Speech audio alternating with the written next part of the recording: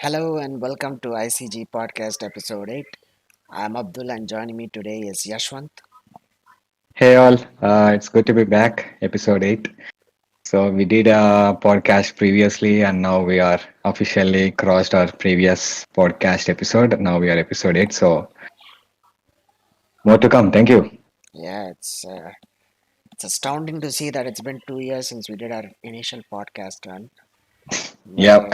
but hopefully, this will last much longer than that. So, looking forward to that. So, anyways, we couldn't do a podcast last week, but then again, we were all spoiled with showcases for 6 days straight. And if you haven't watched any of them, then kindly follow the links in the description to check out our coverage of the showcases. Yep. So, before we dive in, I think it's best I just talk about the other news real quick. So, PlayStation Plus Extra and Deluxe Catalog was mentioned for the upcoming week. June 20th, you'll be able to download and play them. So, the games that are coming out for PlayStation Plus Extra is Far Cry 6, Teenage Mutant Ninja Turtles Shredder's Revenge, Rogue Legacy 2, Inscription, Solstice, Tacoma, Deus Ex Mankind Divided, and Killing Floor 2. And wrapping that up with PlayStation, next we'll have the titles that will be leaving Xbox Game Pass. So, Road 96, Omori, Matchpoint Tennis Championships, DJ Max Respect 5, Olija, and Empire of the Sun. And with that, we conclude whatever news we have, and we'll be diving straight into our impressions and our own personal opinions on the games that we like the most from the showcases. Yep. So I like Yashwant to start with the games that he liked. Oh man. Yeah, you have to catch me up a bit. It's been quite some time. But yes, the most from the I think I'll share the recent one, which is Ubisoft Forward, and the games which piqued my interest was Pandora Avatar, Pandora game, and it felt um, it felt a lot more than just a movie. So Pandora was meant to be explored, was meant to be immersive, a world, an environment, I would say. And you cannot immerse yourself unless you feel like you're part of the world that has been created, right? So you only get that feeling when it is a game, I suppose. So even if you are watching a movie or yeah, unless if you're reading, you imagine yourself. But if you're just watching and absorbing the entertainment, it's not like you feel in that moment. So I feel like the best way to immerse ourselves in the world of Pandora is basically through game and maybe through reading. So as we have game, I think I'm really looking forward to experience that. It's a lot richer environment, and I'm sure James Cameron has all his um, tricks up the sleeve. I suppose maybe he'll shock us with some of the stuff that we might see in future movies. I suppose as the movies have been delayed again, so it's not a surprise. We have this game, Avatar Pandora. So I think we follow one person who was captured by these humans, and they're training this person to the protagonist to be used as a weapon, I suppose. So we follow a person who is trying to stop this in this people of humans who are trying to get a hold of one of the lands, I suppose. So I think there's a lot here. I think there's a lot of potential that this game will have, and yeah, I'm super excited for that. What do you think about Avatar, Abdul? Well, I watched both the movies. I must say it was quite long, and personal preference was I preferred the first one over the second. Same Uh, here. uh, Probably because I went and watched it in IMAX 3D, but yeah, I felt like the first one kind of, had that surprise factor, and it was also the first movie, so you're all more interested in what's going on. Yeah. But I must say it's, both are good films, only well worth the watch at least once. But yeah, coming as a game, I mean, I played the first Avatar game. It was quite weird actually. I actually felt the movie was better than the game itself. But the second game, I haven't actually seen the trailer or anything, but I've seen a few screenshots. It seems pretty decent. But Yeah. then again, I heard people on the server talking about it who actually watched the showcase, and they're like, "This is basically Far Cry Primal in a Avatar world." So, Oh, eh, okay. so I'm like, okay, people who played Far Cry might think that way. I haven't played Far Cry, so I don't know what to think about it. But yeah, I mean, those who want to give it a shot will give it a shot. And again, yeah, it's worth a try, I guess. But I'm Yeah, not too keen absolutely. on it. Yeah. So the whole of Ubisoft Forward would be covered by Yashwant only because I was too busy covering everything else. I mean, watching everything else. No So, worries. Yeah, I got you covered with Ubisoft. So my yeah. next best game that I'm really excited is Prince of Persia.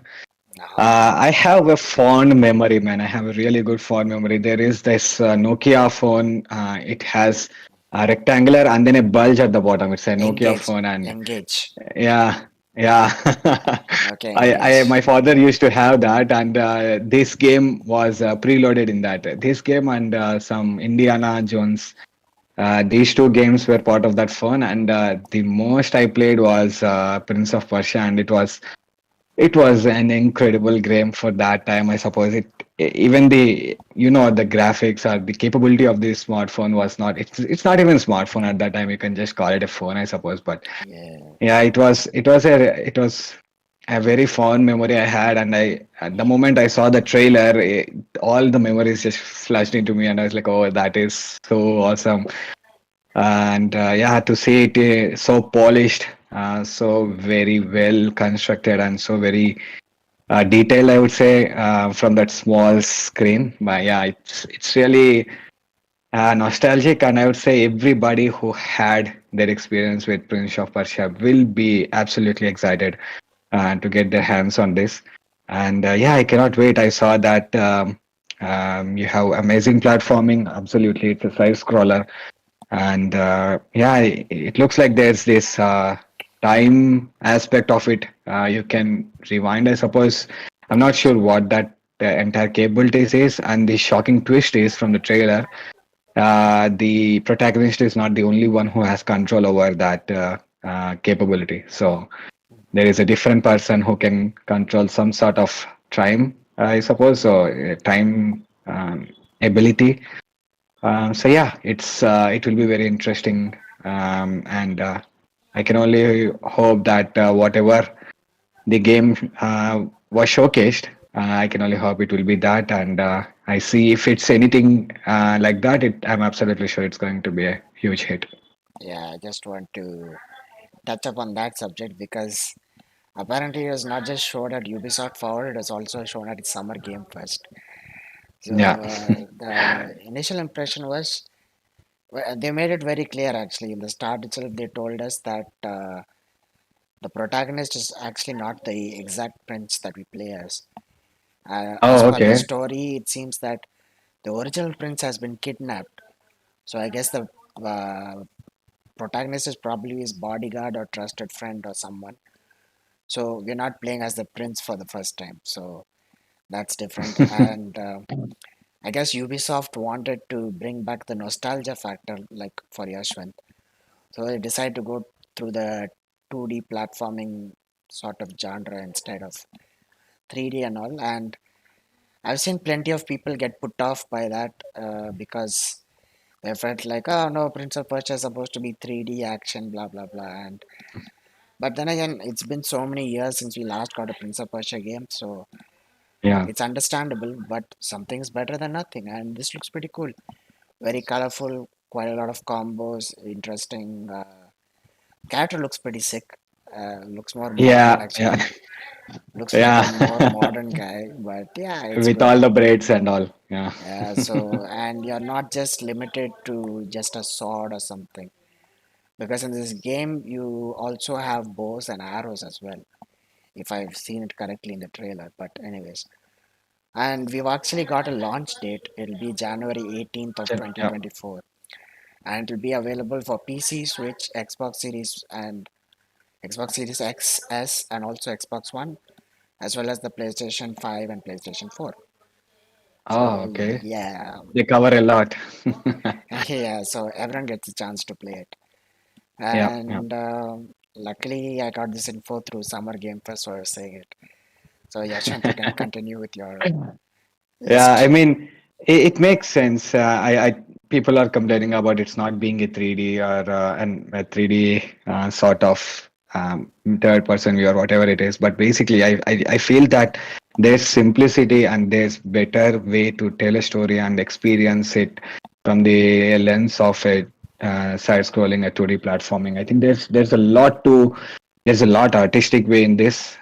You don't have to be um, put a lot of time in developing, I suppose. I know it's fairly difficult, but compared to 3D, I think there is a lot of and choices that we made, and I'm actually I, I'm actually happy that I saw this as a side scroller. But yeah, for me, it's because of the nostalgic feeling. But yes, I think they give it a chance, and I think you'll be surprised with the game. Absolutely. Yeah, we also got a Uh, comment from Pratito Mighty.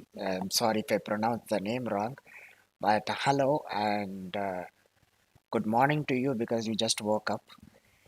And according to you, the new Prince of Persia is a platformer that gives you Hollow Knight vibes. Oh, okay, cool enough. Exactly. Yeah, yeah. That's what I'm Yeah, looking for. The artistic way. There is so much to tell yeah, in this form of game. Yeah, yeah. I mean, it's not as dark as the environments in Hollow Knight, but yeah, I get where you're coming from. It's 2D platformers are not something to be scoffed at. They are pretty good. So yeah, I mean, absolutely. this might be a pretty good game that people should not dismiss immediately. So yeah.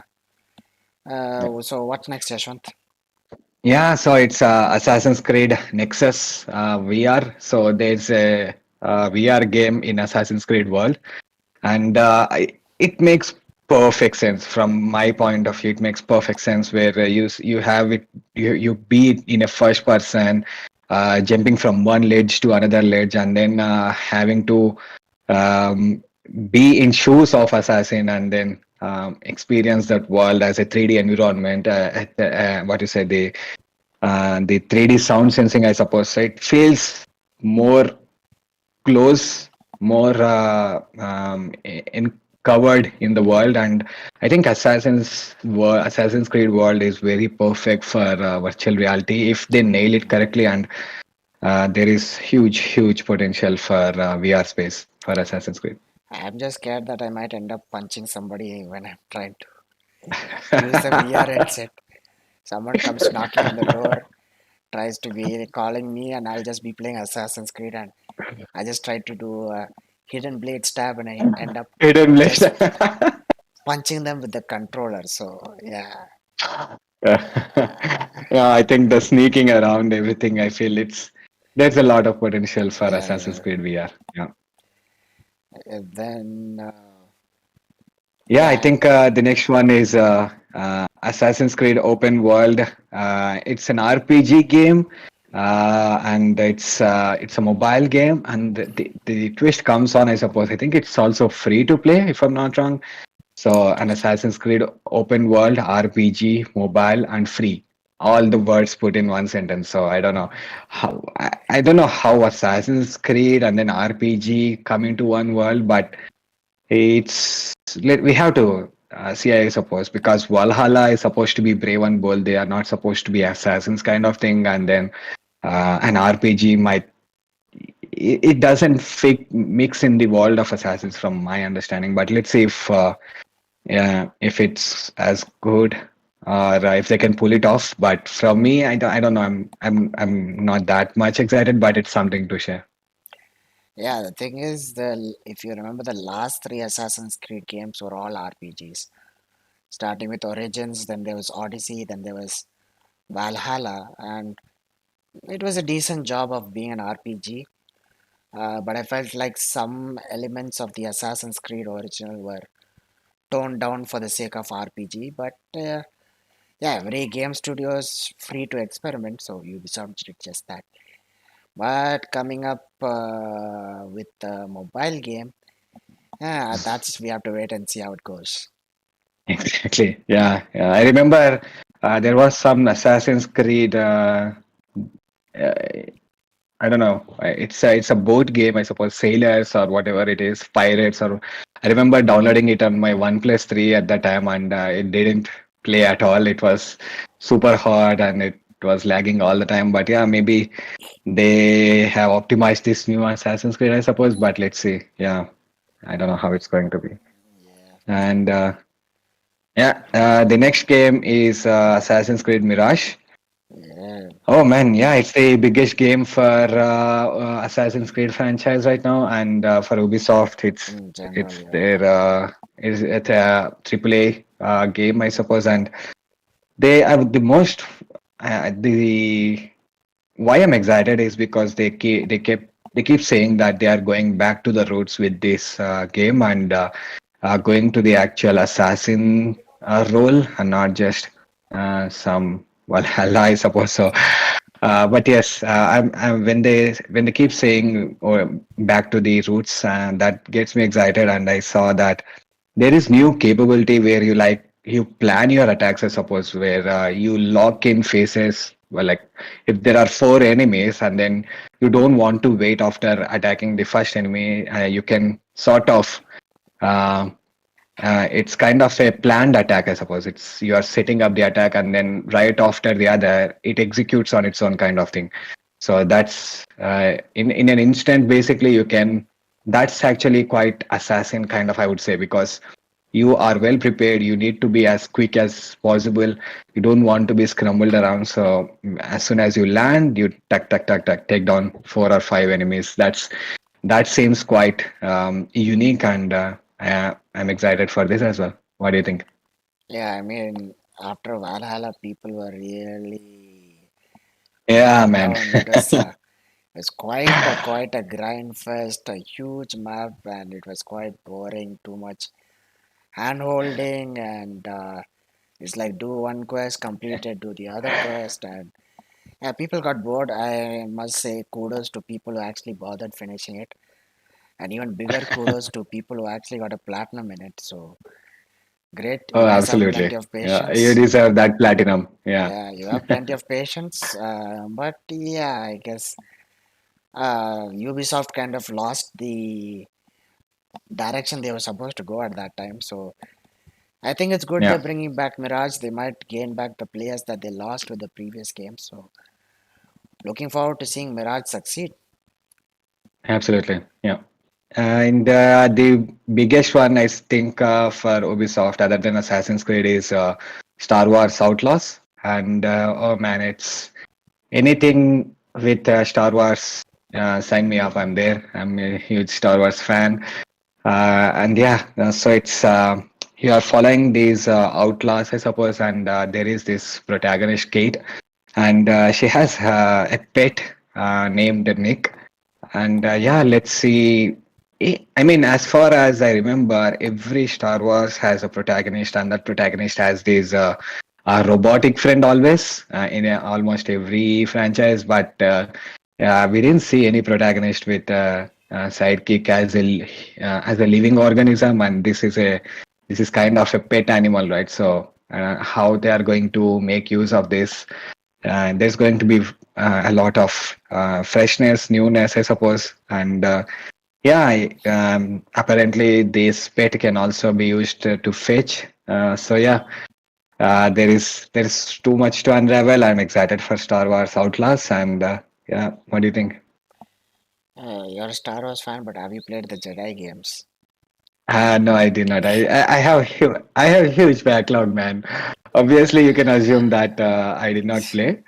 But Yeah, yep, you're it's back. it's Really? I have to start playing. I know there are too many things going on right now. So, Yeah, yeah, yeah. oh man, I hope I get time. Yes.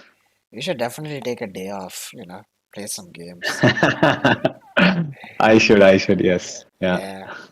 Well, then, anyways, Star Wars Outlaws seems quite interesting indeed, and I'm not that big of a Star Wars fan. I mean, I liked the films, but Yeah. after a point, even I stopped. I'm more of the Lord of the Rings kind of guy. So, Mm. uh, but then again, the recent Lord of the Rings game, Gollum, was a huge failure, and people are like, this thing was not even supposed to be made in the first place. So Oh yeah, yeah, yeah. hopefully they redeem themselves with the proper Lord of the Rings games in the future. But anyways, I think Yashwant is done with the Ubisoft forward, I guess. Yeah, there's a comment. Prarthito Mighty. Sorry again. Yeah. So Knights of the Old Republic for the win. Absolutely, man. Yeah, Yeah, let's go. I saw. I heard some news that there's some trouble in development for the studio involved in this. There's so many changes happening. They are considering whether to go forward with this or not. But yeah, there is some hiccups right now for Knights of the Old Republic remake. But oh man, I saw when I saw the first trailer in 2019 PlayStation Showcase. More than me, there was another admin at that time, and we just shouted all of a sudden because there was so much nostalgia tied to that, and people were super excited for that. It came out of nowhere and it took us by storm. So it's difficult to see what that stage is in. It's been 2 or 3 more years. So yeah, I don't know how long it's going to take, but I certainly hope we see that game come to life. Yeah. yeah, a game that takes its time to develop will is probably better than a rushed game full of bugs. So Absolutely, yeah, yes. but then again, we still have games that take a long time to come out and have plenty of bugs, but we're not going to talk about them. I'm just saying it's a better scenario compared to lots of bugs. And also, Yashwant, I want to make a slight correction. PlayStation did not have a showcase in 2019, it was in 2021. 2020. Sorry. Yeah, yeah. So, 2021. Yeah, yeah, yeah. I'm sorry. Oh man, yeah, it was pretty long ago whenever those 2019, 20 and 21 were sort of together, I suppose everybody yeah, was in lockdown and yeah, it was 3 years wherein it just went by. So yeah, my yeah. apologies. And no issues, no issues. Anyway, so looks like I'll have to talk Yeah, about yeah, the most of the rest remaining stuff. So, jump into Summer Game Fest once again. We're now getting Mortal Kombat 1, and you might be wondering why not Mortal Kombat 12. It's because the yeah. studio decided this is going to be a complete different timeline. So they're starting once again with the number 1. And in this timeline, apparently, they have decided to switch out the roles of characters who are previously enemies are now allies. And you might Mm, know the famous duo that is Scorpion and Sub Zero, who look almost identical except for their clothing.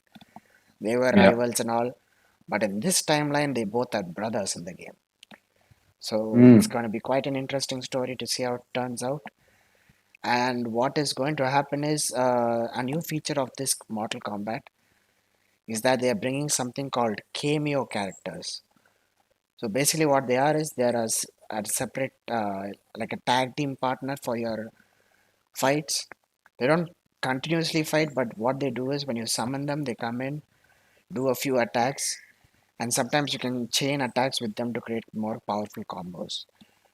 So mm. yeah, it's gonna be cool if you're a fan of Mortal Kombat. Then this is something to look forward to. And 2023 looks to be like the year for fighting games because we had Street Fighter Yeah, 6.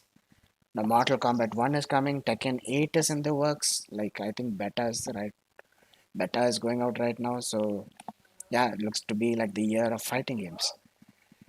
absolutely. And good thing is we have a release date for Mortal Kombat 1 and it will be out on September 18. So look forward to that. Yeah. And the next game is something that is new but also quite surprising. It's called Lies of P. It's been talked about quite a lot. I mean, not talked about. It's been shown a lot before. Like only the title. I mean, I heard Lies of P plenty of times, but I think P stands for Pinocchio in the sense because they've sort of set the story. I like to be around Pinocchio, but one which does not have a long wooden nose that extends every time he lies. So basically, this game is set in a Victorian era in a sort of steampunk environment, and it's going to be quite a dark atmosphere. Combat is going to be quite gruesome. The demo is out now, so those of you who are interested in can go and give it a try. So definitely do check that out. And this game will be launching one day after Mortal Kombat, so that will be on September 19th. And one thing I really liked in the trailer is that they made a call out to the original story. If you guys do not know the original Pinocchio story, what are you guys doing? Read it, it's fun. Yeah. So, near the end of the story, spoiler alert, he gets swallowed by a whale. But in this game, they made a callback to that in which Pinocchio rides a submarine that is designed like a whale. So, I like that. Okay. The developers actually decided to incorporate a lot of the story into it. Do they So, have the rights to call the character Pinocchio, or is it who owns the character? I don't know. I think that's why they're not calling it Lies of Pinocchio, it's just Lies of P. So, Okay. Getting around the license, got it. yeah, so, anyways, if you guys are interested in the game, you can try out the demo. The game will be available for PlayStation 5, PlayStation 4, Xbox Series X and S, and as well as the Xbox One, and also available on PC through Steam. And those are the three games that were my highlights of Summer Game Fest. Now we'll quickly move on to Days of the Devs. And I felt like in these showcases, indie games took a big spotlight. There were plenty of indie games throughout. Plenty of them caught my eye, and also I was a little bit upset because many of them only seemed to be available on Steam. And I was like, ah, man, come on. I don't have a good enough PC to play that stuff on. But then again, if they are successful enough, they might come to console. So I'm just hoping for the best for them.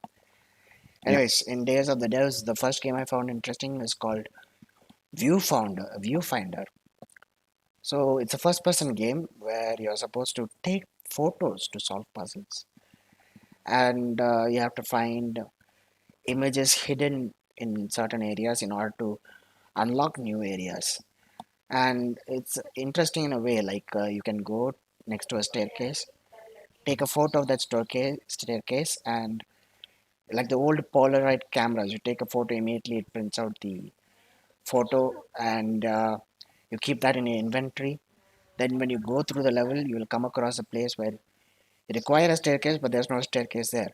So what you do is you take that photo, aim it, and position it correctly in that place, and a staircase will appear. So Oh. that's the way you're supposed to solve the puzzle. So quite an interesting take. I really, So it's a really quite for people who are bit, I would say, nervous. They just take pictures of everything. I suppose they don't know what will come in handy in future. So what if they just waste time taking pictures? I mean, yeah, it's fun. I mean, if you're not taking photos in real life, might as well take photos of the game you're playing. Out So again. Yeah, I suppose. Yeah, I think I see there's a lot of uniqueness to the puzzling platform as you don't know which is going to come in handy. So maybe you yeah, need to use your wit and to understand like what you have to prioritize, what you want to focus on. Yeah, I see. There's a lot of good in this. Yeah. the thing is that also I had to, deselect many of the games from my list because they were on Steam only, so I couldn't play them. Good news is Viewfinder will be available for also the PlayStation 5. So yeah, I'll definitely be checking that out. And it's also available on Steam, as I already said. The next game is something that impressed plenty of people. It's called Cocoon, and basically you play. It's a sort of indie game. play as a character who is able to jump between different worlds, and each world is contained within a small orb which your character can carry around. So once you come out of a world, that becomes an orb, and you take that orb and you can use it to explore different worlds as well. Those orbs can be placed on switches in order to power devices and solve puzzles and get through it. So this game also has bosses surprisingly, because your your character doesn't have weapons. He doesn't even fight. So still have bosses, Okay. and each of them are systematic.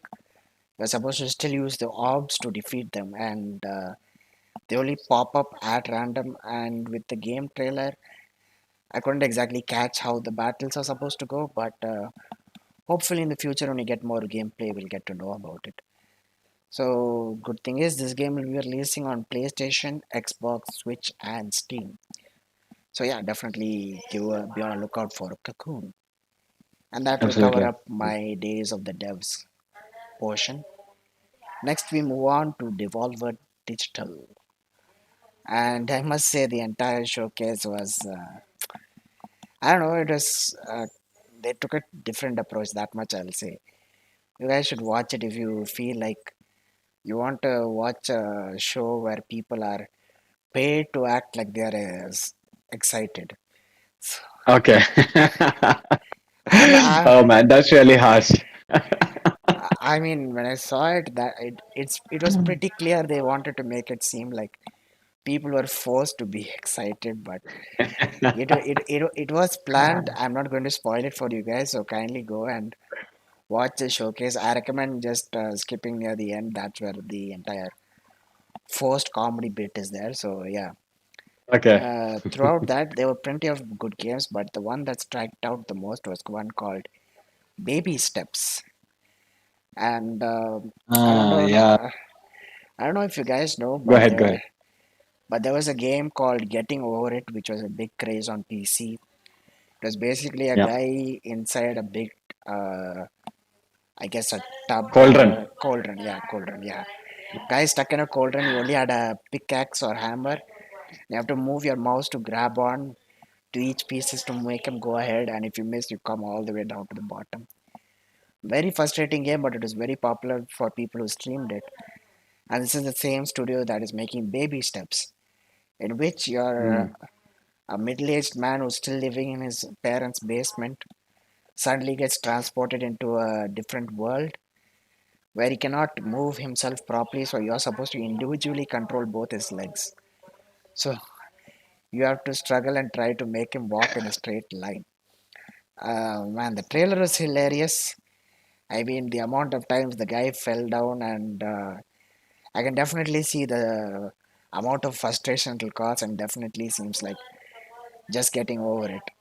So, yeah, Mm. it's a definitely something you should try. It might go crazy on like Twitch or something, but yeah, it's also I going to think be it will. There's a lot of viralness to this game. I see there's a signature to this developer. I see that they are taking simple aspects of an idea and then making it so simple, so fun, so easy, and so I mean, easy to get into the game. I suppose there is just uh, a simple mechanics to their signature is the mechanics are simple. It's just straightforward. It's super dumb, and there's so much fun in that. So I think I see there's a pattern here, and I'm really loving it, and I cannot wait to see the what the Twitch, what the gamers, what the gaming wall will do with this, what they'll bring around. But yes, there's so much fun that is going to be from this game. yeah,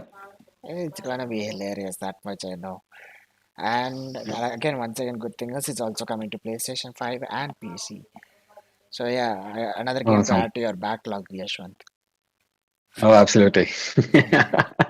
That's all I'm capable of at this time. Yeah, unfortunately. You will get to play it sometime soon. Don't worry. Anyways, that concludes Devolver Digital. Next, we go on to Future Game Show. And the thing I liked about the Future Game Show was that it was The hosts were both voice actors for the Spider-Man game. Both Mary Jane and Peter Parker, the voice actors of both those characters, were the host for the game. I mean, for the show. Okay. So it was interesting, Okay. but a little bit cringe because of the way they kept saying my spider sense tingling and all that. So Okay. Of course, they have to advertise their own thing, but yeah, yeah, yeah, yeah, it must have felt great. yeah.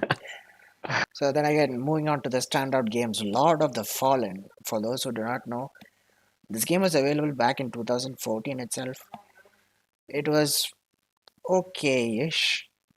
I didn't. I mean, I saw it. I felt interested, but I don't think it really took off. But yeah, I mean, back then, Souls-like games were still on the top.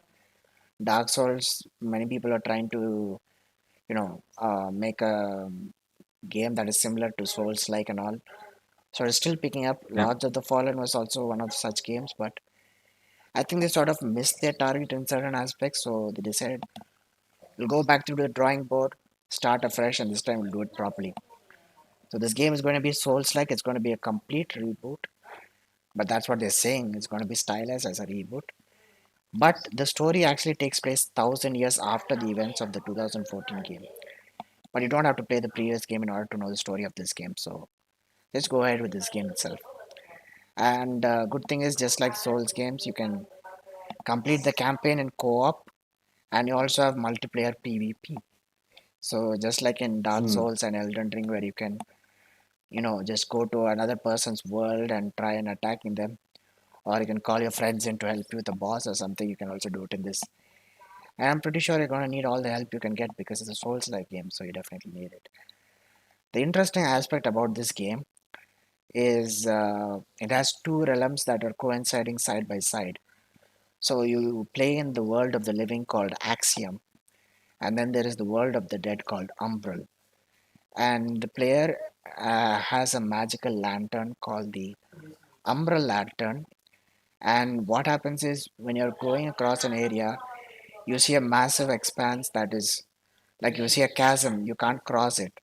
But when you use the Umbral Lantern, in the undead world, there's actually a bridge there.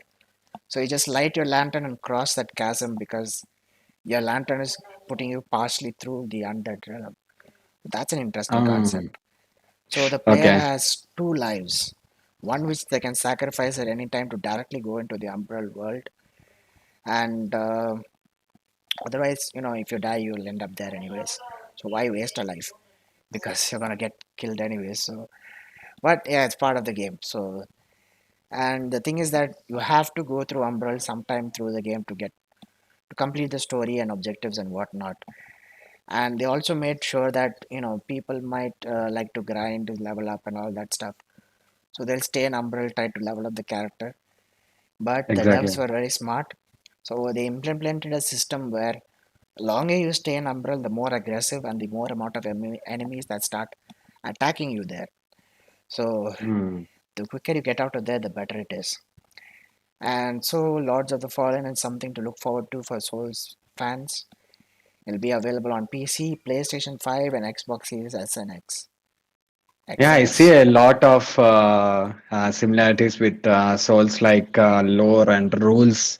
Basically, I think one of the thing is basically if you travel the world as undead character or something, so you die in the area where the lady is, I suppose that lady, and then you go to the actual world as an undead character. The enemies will be less aggressive, and even if you die, the aggressiveness of the enemies will not grow as you keep dying if you die in human form or whatever form it is. So I think they are taking some of those concepts, the rules that if you want to travel in between in these world, this is the rule you have to follow, and if you don't, it's going to get difficult and difficult for you to progress.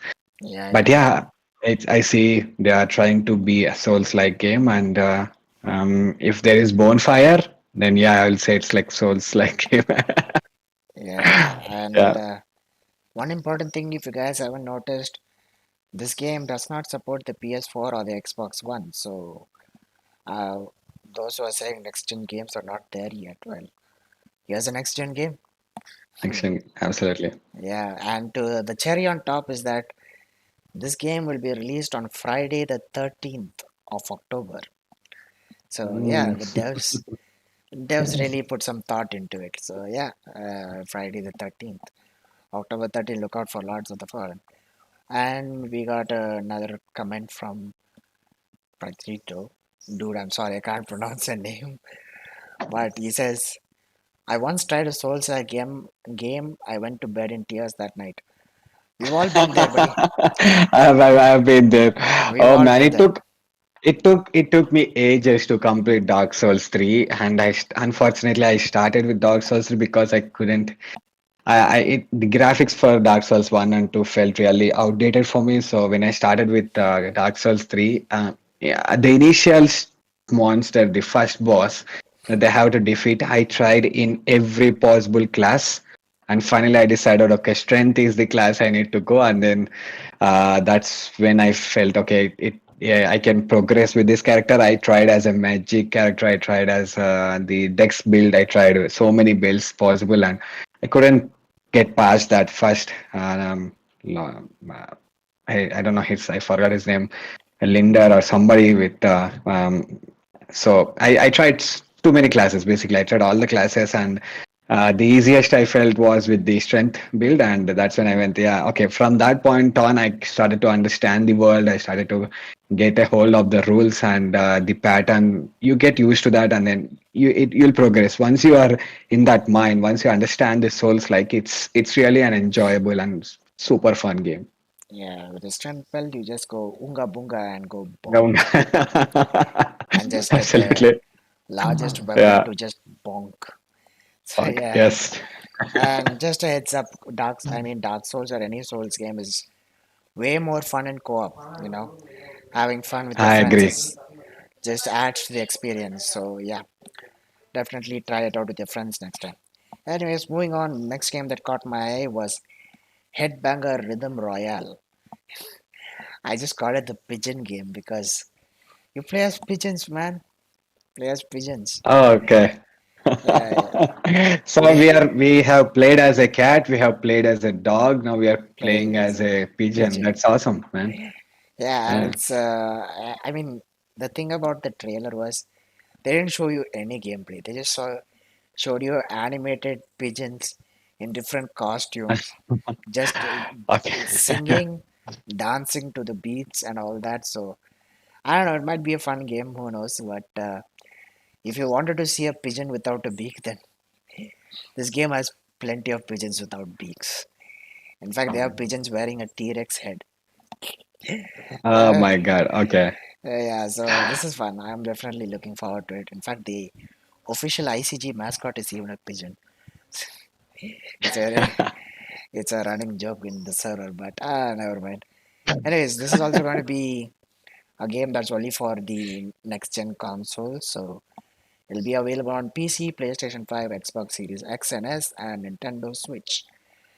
So yeah, I'm definitely looking forward to some gameplay pretty soon because the music was quite catchy.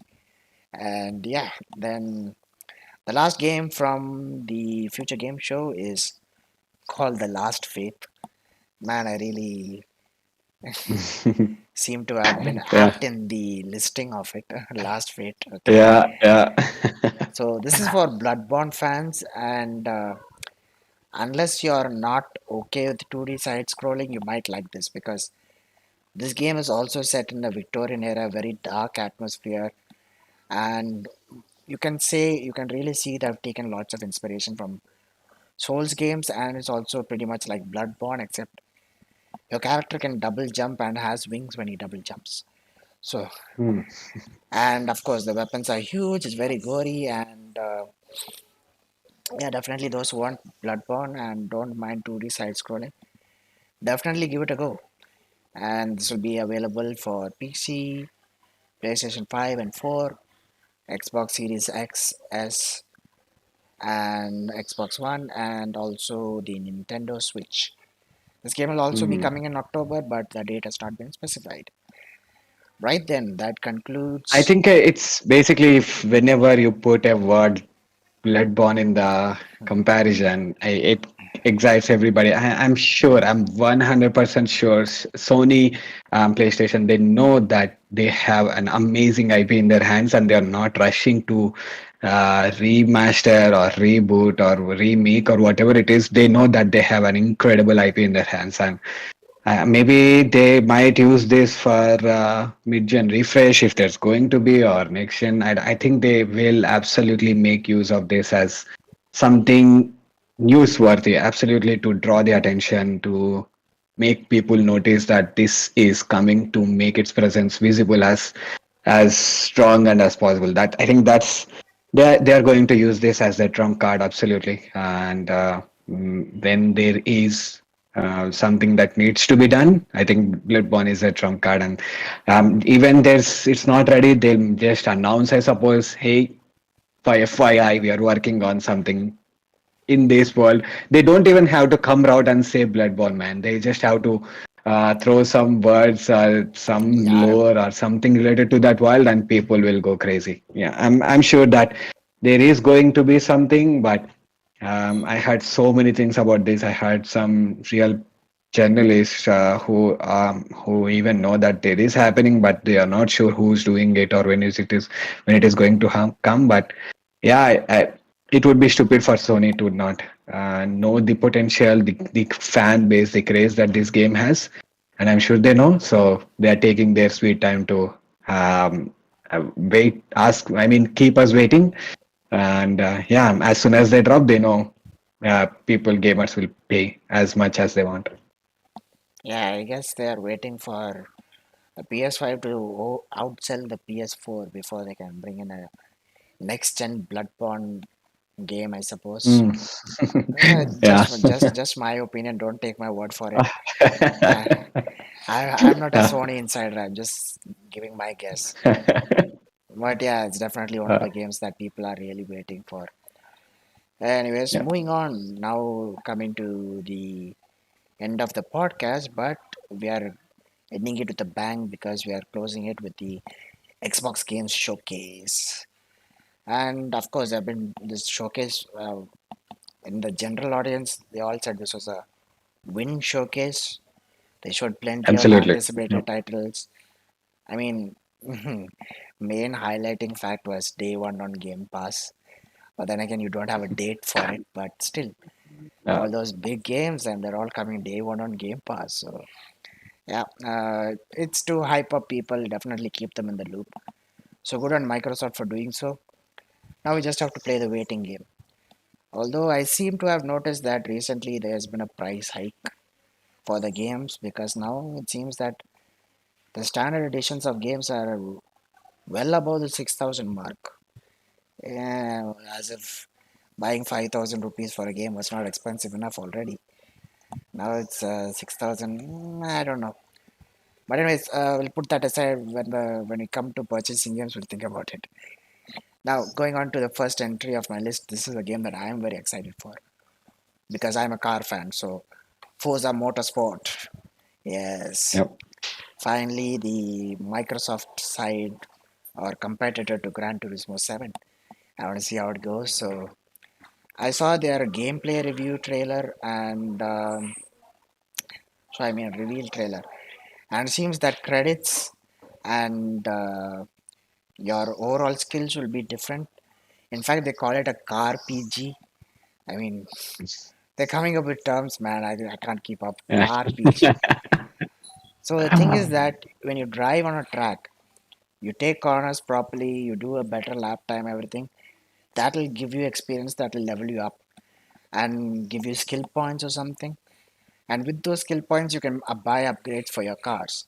So you're not spending actual money for it. So I feel like this is a more better reward system because you're actually trying to improve yourself while playing the game so that you can get the reward so it feels even more rewarding than just grinding for hours to get money and then buy a car and sometimes realizing you spent half an hour to not get enough money to buy a car in the first place. So I don't know, I'm excited for this and it'll be out on October 10th.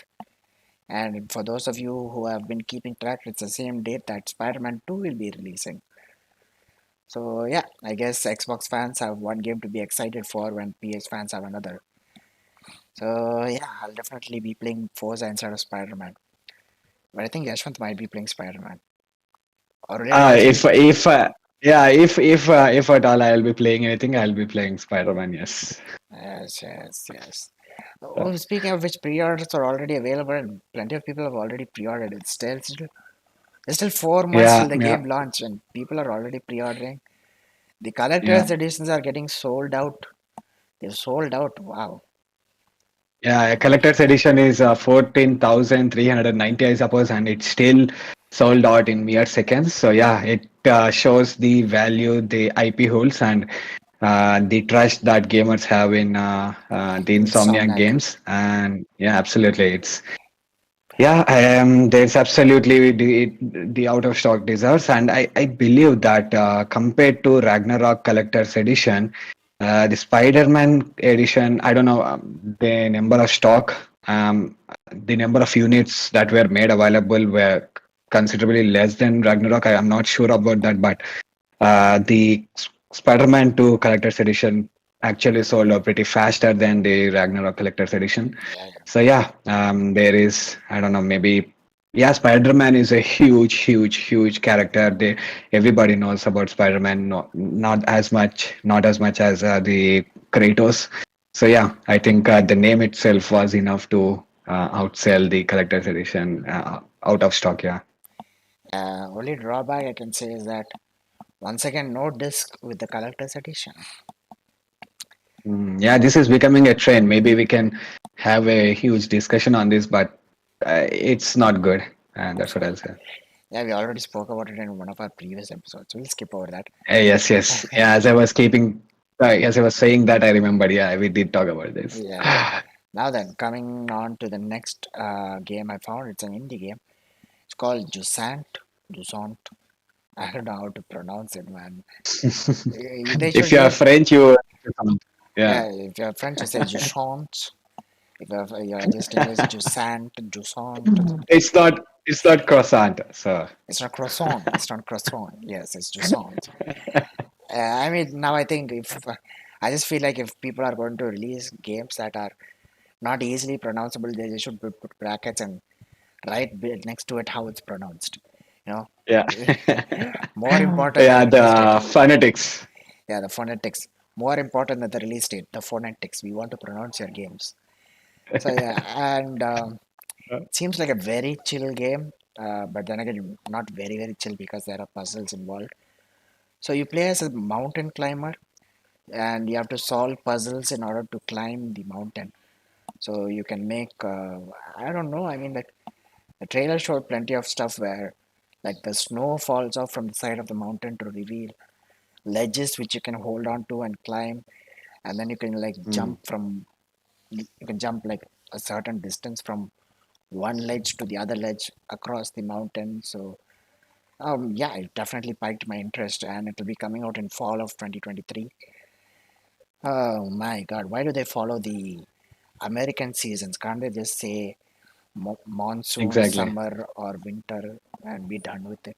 Uh, We'll have a better we'll have a better understanding. But then again, yeah, no one is considering India uh, that big. But uh, yeah. anyways, last but not least, let's just say it's the biggest thing apart from Spider-Man to be showcased, and it's definitely the biggest release for Xbox this year, and that is none other than Starfield. And oh my God, that thing had a showcase separately for itself, which was, I think, almost an hour itself. And I watched the entire thing blown away. Oh boy, it was pretty good. 1,000 planets to explore. It pretty much became a tagline at this point. So, plenty of people are debating it's just going to be randomly generated. Some planets are going to be barren and all that. And Bethesda came out and said no, they are procedurally generated. So even though they might seem barren, once you go there, you will get a places to explore, and they are all handcrafted and stuff. So first of all, I don't know if I'm going to be exploring 1,000 planets. I'll just stay on Earth, explore Earth itself, see how it is in the game. No, it's like Star Wars, right? You have entire galaxy, but still you keep going to Tatooine. So it's always that kind of feeling. The more you have, the more you stick to one, I suppose. Yeah, yeah, I guess so. I'm really interested to see what they made of Starfield, what they made of Earth in Starfield. It's interesting. First thing is I'm going to Yeah, explore our own solar system to see how it is. Maybe try finding yeah, life on Mars. You know, Mars. I'll defeat Elon Musk to Mars. I'll be the first Elon guy to, Musk to Mars, yeah. yeah, take that Elon Musk. Yeah, I think taking the notes that this game was in development for last 25 years, right? If I'm not wrong, that's what the number I remember like some it was 25 years. So I think Mhm. with that number, with that years, it's easy to um, say that yeah, it's not going to be some random thing. Maybe if you have come across it, maybe it's intended in that way. You're supposed to come across it kind of situation, I suppose. Maybe everything is planned out. 25 years is a long time, man. It's basically this person here. So yeah, it's long. I'll say so. It's pretty long, and knowing that 25 years for this to come into the light, they had plenty of time to put all their thoughts, to put all their imagination into this world, and I believe that it's not going to be some barren planet or anything, or it's going to be a lot of passion kept into this, and I cannot wait, man. I'm super excited. I mean, I don't have an Xbox, but I'm sincerely super excited for the Xbox players to experience this. Yeah, and I just want to say, I guess Yeshwanth's birth must have been the inspiration for Bethesda devs to start working on Starfield. Like, oh, Oh man, there's this guy who is going to play our game after 25 years, so let's just start now. yeah. Oh, look, a star is born. Let's make Starfield. Rust. Oh my God, your rhyming is too good, man. Uh, See, let me just be honest. You're the only guy who accepts it. Everyone else just face palms, okay? So, anyway, before I continue, I just want to read the comment. And once again, Prat, I'm just going to call you Prat at this point. I'm sorry about that. I have a PS5 and I am extremely bummed that I will not have access to Starfield. Do you guys think that they will ever make it available on other platforms aside PC and Xbox? Have you seen Mm, God of War, Spider Man, or Horizon Forbidden West and Zero Dawn available on Xbox? No, right? Xbox, yeah. Same case. I I mean, think it. I think it depends on the Activision. Sorry, they do not hold anything, but still, if it's a lot of money in this deal, and if they feel that their platform is in trouble, they have to make money, right? They have to make more money, and they know that they have an amazing IP in their hands, and maybe they'll expand it to a different as PlayStation. I don't know. It depends on how desperate they are. That's what I'll say. mhm. And I don't think Microsoft has shallow pockets, so we might not see Starfield on PlayStation. Yeah, they can buy 69 billion worth of peanuts. So yeah, they don't have shallow pockets. But yeah, jokes aside. I agree. Anyways, yeah, Yashwant has a valid point. I mean, if bad comes to worse and they're very desperate, they might make it on PlayStation. If it does well enough on Xbox, they might make it on PlayStation. And no, Prath, it's not you who's desperate. We are talking about Yeah. Microsoft being desperate. Xbox being Yeah, desperate, yes. yes. So possibilities are there, but as far as I can see, not anywhere in the near future. So Absolutely. yeah, so if you want to play Starfield, I'm guessing you have to get either a very good PC or an Xbox. No other go.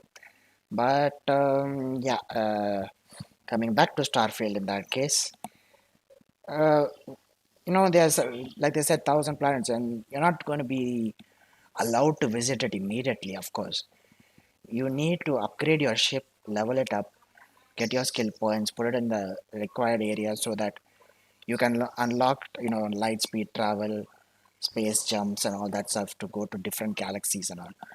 So yeah, they made sure this is an RPG after all. So there are plenty of skills where you can get skill points, apply it to those particular skills, and they'll give you benefits. So like this skill for your spaceship allows you to travel to galaxies far, far away, end up meeting, end up end up in the galaxy where Star Wars takes place. So maybe meet Boba Fett and all the other characters of Star Wars. But then that's too much of a that's the sort of what do you call that? Um, Man, I'm at a loss of word for that. It's a combo mashup. I think it's a mashup or combo that we did need, but might like. Who knows? But yeah, that's just me making my lame jokes. But anyway, so you have one main settlement where you go to, and over there is your base where you build your spacecraft. And they made a huge amount of emphasis on customizing your spaceship. You can design it any way you want. You can add multiple Yeah. floors to your spaceship. Like you can have a kitchen in one floor, you can have the dining room in one floor. Just make it your own spaceship. You can hire crew to take care of your spaceship. And even in the showcase, the developers themselves made their own spaceships, and one was very intriguing. It was called the Platypus because it was designed with a flat and ovalish cockpit that made it look like a platypus's beak, and it had just like a wide back and all that tail and stuff. So you can get very creative with the designing your spaceship. In fact, I even saw one spaceship that was resembles Optimus Prime. So I don't know Mm. how practical it will be, but then again, that shows that you can really make cool looking spaceships. So then again, with spaceships, obviously, space travel is a given, and you can either manually or automatically fire your spaceship. Obviously, everyone is going to just manually fly it for the fun of it. And of course, you can add weapons and all that stuff to your spaceship. You can hunt down space pirates, other NPC spaceships, and what you can do is you can have a dogfight where you use your spaceship itself to kind of finally just annihilate the opponent's spaceship, or you can bring it down to a low enough health point where it cannot move. Then, just like a pirate, you can board that spaceship, go inside, take out your Mm. guns, and single-handedly, take out each and every single one of your crew members. Not your crew members, their crew members. And then after you're done with that, you can steal that ship as well and increase your fleet. So yeah, you're now playing GTA in space now. So Yeah.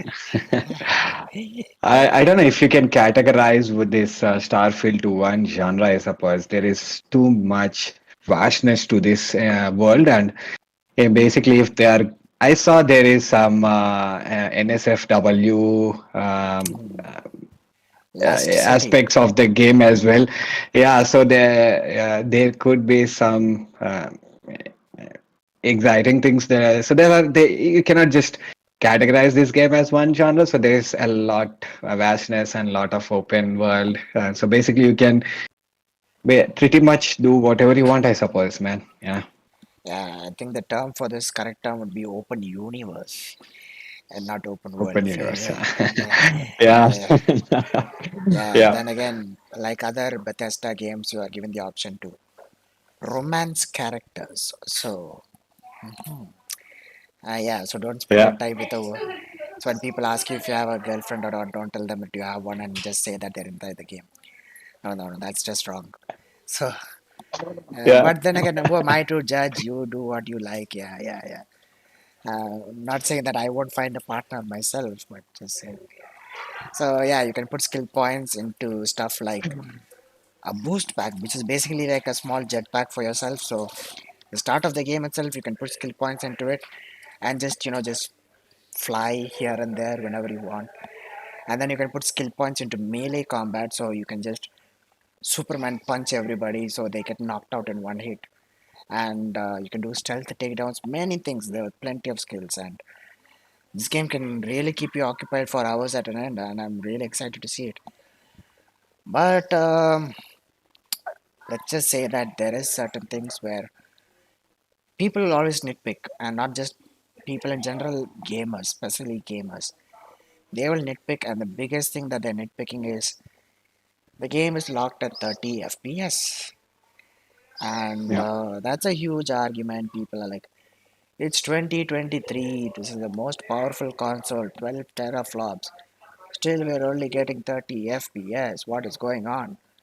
And all I can say is, if you can't handle 30 FPS, don't play it. Simple as that.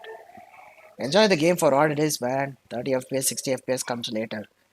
This game has been in the work for 25 years. They're not, which means they're not working on it for 25 years. They Yeah, probably yeah. didn't. It's like that Avatar scenario where they're like, this movie took 10 years to make. It's not like they were just filming it and just waited for 9 years to release it. No, it's like over the course of 25 years, they went through different drafts for the story, for characters, voice acting, like different planets, and designing, all that sorts of stuff. So they took that time, and of course, they definitely did try it out on 60 FPS. They saw that there were many areas where the game would drop frames, would stutter, would lag at those places. So they thought to give people a consistent performance, 30 FPS is the best option. So they're sticking with that. And in that So way, basically, they prioritized stability and the, smoothness. the yeah. No, it's not that smoothness, I suppose. They prioritize the fidelity, the Ah, fidelity. visuals, I would say. Yes, visuals and Yeah, fidelity. they prioritized visuals over the performance, I suppose. Maybe they want the world to be as beautiful as they want it to, what they imagine, I suppose. So they are like, okay, I don't want them to compromise on the visuals, so let's log them the performance and give them the visuals that they want. I don't know, maybe what they're going for. Maybe it's the storytelling. It's not about the action, I suppose, in this game. So maybe they're confident that it's not going to matter. And yeah, the way they tell the story is more important, I suppose. Yeah, I mean, the only place where you might feel like the 30 FPS is a big drawback is when obviously you're going to try shooting enemies, multiple enemies at once. So those are Exactly. places where 60 FPS is needed. But yeah, like Yashun said, I think the devs decided, like even Phil Spencer said, they did try it out at 60 FPS, but then 30 FPS was a creative decision by the studio. So they chose it to stay at 30 FPS. And of course, people are going to say that why can't they let the players choose? Let them choose 60 FPS or 30 FPS if they want to play. They thought, why let play people play at 60 FPS and complain later when they can just complain about 30 FPS and enjoy the game at fidelity instead. And also, there's the other argument when people say it's for fidelity and all that, they'll be saying, have you looked at the characters' faces? Do they look very next gen? Do they look photorealistic? No, they look horrible. I mean, I've been through all these debates. I kept my mouth quiet, and I just listened to everyone's feedback, and all I can say is I'm just going to mute all of that. I'm going to play the game. If I enjoy it, I'm enjoying it. If not, well, they didn't win me over, and that's that. And I don't see what's there to complain before that. Let the game come out, try it out first, and then you can give your opinions. Don't dismiss it straight away. That's all I can say. And Yeah, yeah. well, that wraps up our entire week of showcases. Let us guys let us know what you guys felt were the highlighted games for you guys in the comments below. And with that, we'll close off our showcase for this week. This is Abdul and Yashwant signing off. Thank you all. Bye. Thank you guys for watching. Have a nice week ahead. We'll see you next week. Take care, guys.